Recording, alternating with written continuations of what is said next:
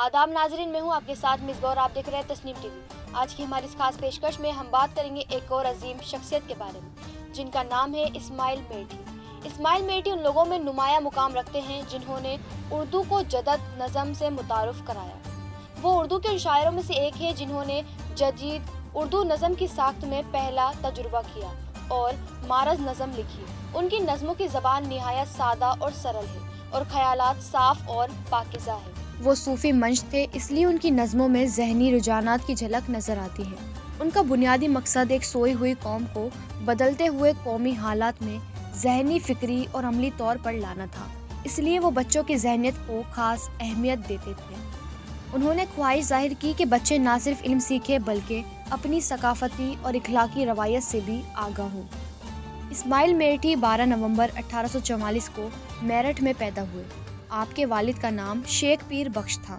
उन्होंने इब्तदाई तालीम घर पर हासिल की, जिसके बाद उन्होंने फ़ारसी में आला तालीम मिर्ज़ा रहीम बेग से हासिल की, जिन्होंने मिर्ज़ा गालिब की क़त्ए बुरहान के जवाब में सत्य बुरहान लिखी। फ़ारसी में अच्छी महारत हासिल करने के बाद उन्होंने मेरठ के normal school teachers training school में दाखिला लिया और वहाँ से तदरीसी अहलियत का सर्टिफिकेट हासिल किया। इस्माइल मेठी को आम स्कूल में ज्योमेट्री में खास दिलचस्पी थी। इसके अलावा उन्होंने स्कूल में फिजिकल साइंस और फिजियोलॉजी भी शौक से पढ़ी। स्कूल छोड़ने के बाद उन्होंने रोटकी कॉलेज में ओवरसाइज कोर्स में दाखिला लिया, लेकिन उन्हें ये पसंद न आया और वो उसे छोड़कर मेरठ वापस आ गए और 16 साल की उम्र में महकमा तालीम में क्लर्क की मुलाजमत हासिल कर ली।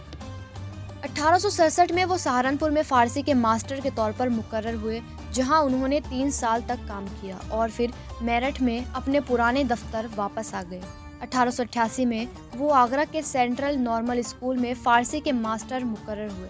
वहीं से 1899 में रिटायर हुए और मुस्तकिल तौर पर मेरठ में सुकूनत इख्तियार की। अपनी मुलाजमत के दौरान उन्होंने डिप्टी इंस्पेक्टर ऑफ स्कॉलर्स के ओहदे की पेशकश की गई, लेकिन उन्होंने ये कहकर इनकार कर दिया कि इसके लिए काफ़ी सफ़र की ज़रूरत है।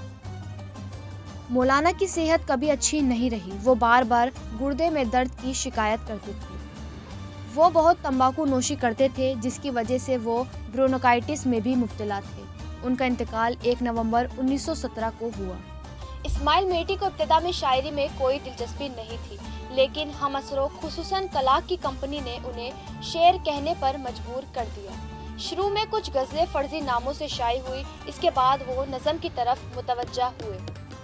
उन्होंने अंग्रेज़ी नज़मों का तर्जुमा किया, जिसे पसंद किया गया। फिर मुंशी ज़काउल्लाह और मोहम्मद हुसैन आज़ाद से उनकी मुलाकातों का सिलसिला शुरू हुआ और इस तरह उर्दू में उनकी नज़में मशहूर हुई। उनकी काबिलियत और अदबी खिदमात के पेश नज़र उस वक्त की हुकूमत ने उन्हें खान साहब का खिताब दिया।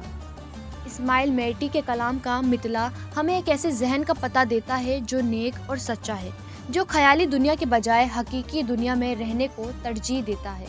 उन्होंने तख्लीक के हसन को बड़ी महारत से समेट लिया है। हाँ, इंसानी दर्द और मुश्किलात के साए में नरम दिल और ईमानदारी की लहरें लहराती नजर आती हैं। वो जिंदगी के लाजवालियत के कायल हैं, लेकिन उनकी खूबसूरती से मुंह मोड़ने पर इसरार नहीं करते।